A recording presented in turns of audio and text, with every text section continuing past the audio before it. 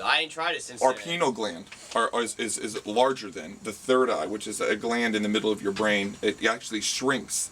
The older that you get, the more it shrinks. So when you're a child and you see this baby and he's laying in his crib. Is that why people like take Valtrax? Or wait a minute, that's not. I think that helps you urinate when you're old. I don't know. Wait a minute. Wait, check this out. So babies, when they're young and they're laying in bed and they're like swatting at some imaginary thing, might actually be seeing something in a different dimension because they are more spiritually connected than we are. And as we get older, this gland that's inside of your brain shrinks. You know what else makes it shrink? Fluoride. Fluoride in the water actually makes you docile and makes your pineal gland. Now, this is not a perverted thing. This is an actual scientific Good thing I don't brush my... So, I mean, the fact that we're talking about this might bore some people. It might not be what people want to hear early in the morning, but this is the only time slot that WPRK would give to me. So...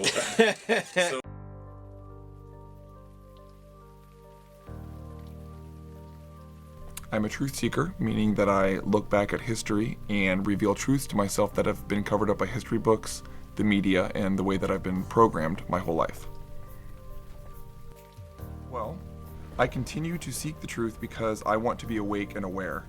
I think awareness is the key. You can prepare as much as you want by storing military food rations, ammunition, guns, but when these events start happening, the fact that there's going to be a whole bunch of people on the planet, the mass majority of the people on the planet that aren't aware and awoke and like have awoken their minds and their spirits to what's going on, they're going to be dumbfounded. They're going to be like, what's going on? They're going to be in panic. They're going to be scattered around in chaos. I've been preparing my body, mind, and soul for these events. Have before us the opportunity to forge for ourselves and for future generations a new world order.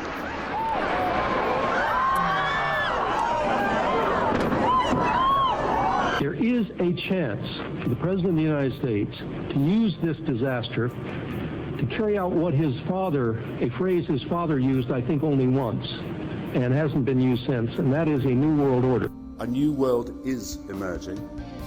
It is a new world order. Will be the emergence of a new international order. It's a phrase that I often use myself, that we needed a new world order, new world order, new world order. The Federal Reserve's part in the whole thing is that they've been planning this for a long period of time. The Federal Reserve is not federal at all. The Federal Reserve is actually a privately run institution of thieves. This is the privately run institution by the Illuminati, by the global banking systems. When the Federal Reserve in 1913 came into existence, they started planning on converting currency into a method of control. So they even put their symbol, the all-seeing pyramid, and they put, in Latin, you know, how many Americans know Latin? New Order of the Ages. When I say the word they, I am referring to the Illuminati. Now, what the Illuminati is it is a small percentage of the world, probably less than 1%, maybe 1% tops, that control the world banking system. They have their interest in every facet of your life. They control the media. They control the transportation systems. They control the voting systems. They have the ability to fund political campaigns. So they're funding the politicians. They're paying for their jetliners. They're paying for them to give special attention to their companies. So all the Illuminati is the world banking system, the people that want to make money off of everything, including your life.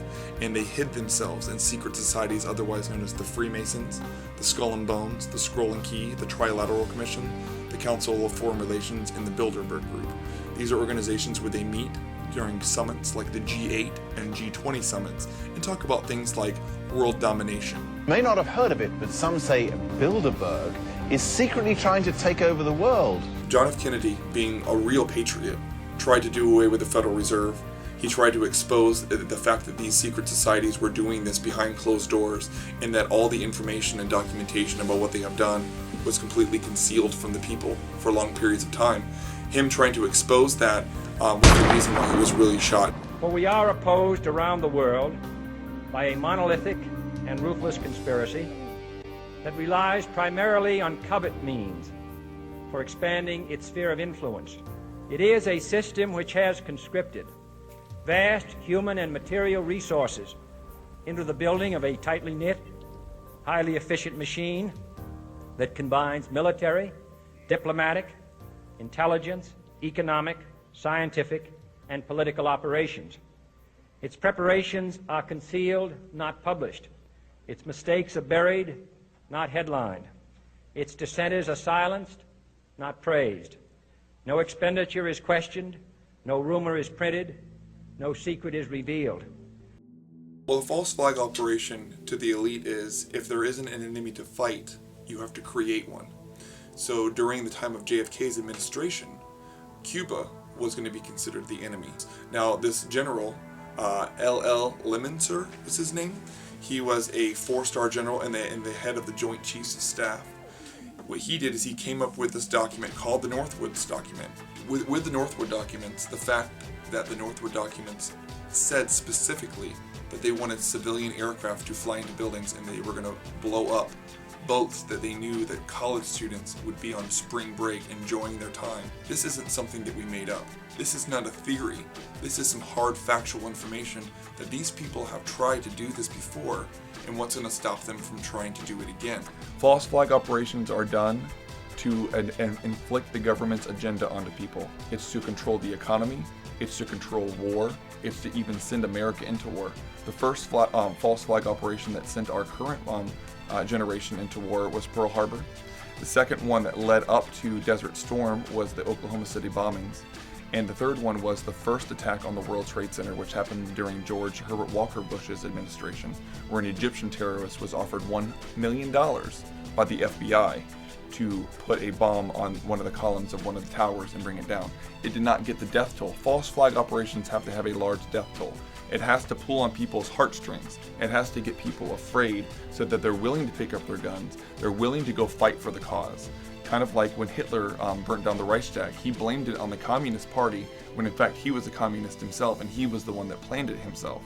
Putting into the people's minds a version of who the enemy is. Creating in the people's minds their version of what's really going on when in actuality it's not true at all. After the events happen, there's usually a consequence or an immediate action that happens right afterwards to quote-unquote prevent it from happening again. So when the Reichstag happened, Hitler comes up with a decree, blames it on the Communist Party, and then he comes in and takes over the whole entire country, blames it on the Communist Party, gives them a false sense of a utopia, which allows him to take over the country. Let's carry that over to America. After 9/11 happened, the Patriot Act comes out.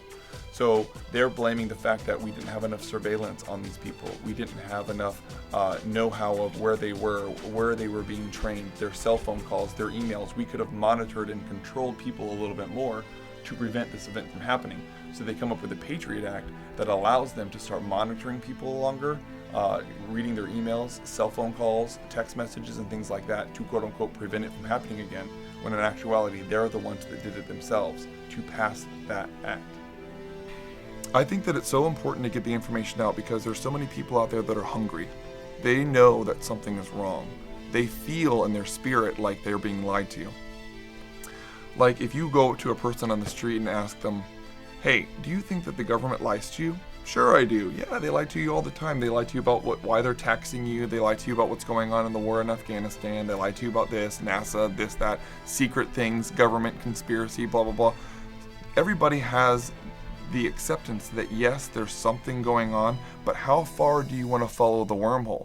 It's freedom. We want to be free. Now, freedom doesn't necessarily mean that we are a billionaire and we have the ability to get onto our Learjet and travel across the world and eat French bread in France today. Freedom is awareness. Freedom is not being a slave to this stuff anymore. Slavery is happening in secret. These people don't even realize that they're slaves, and they don't even realize that time is running out. There's a really normal way to explain all this stuff. It's not that crazy and not that far out there. If you just look with an open mind, you gotta filter everything through fact and through what we know now. Patriot Day, for example. Did you know that September 11th is a holiday? It's called Patriot Day. Patriotism is a religion. Patriotism is something that we are fed to believe is real, when in actuality we are standing for something that we are actually a bought item. We are actually bought and sold. Bought and sold, just like cattle. So we are force-fed these things, not really realizing what they're doing. See, what sheep do is they follow the butt of the sheep right in front of them. The shepherd never sharpens his knife in front of the herd. So he's up there going, man, we're going to have some lamb chops tonight. I'm going to have a new wool coat for my wife and everything like that. And all the sheep that's doing is just following the butt of the other one in front of it.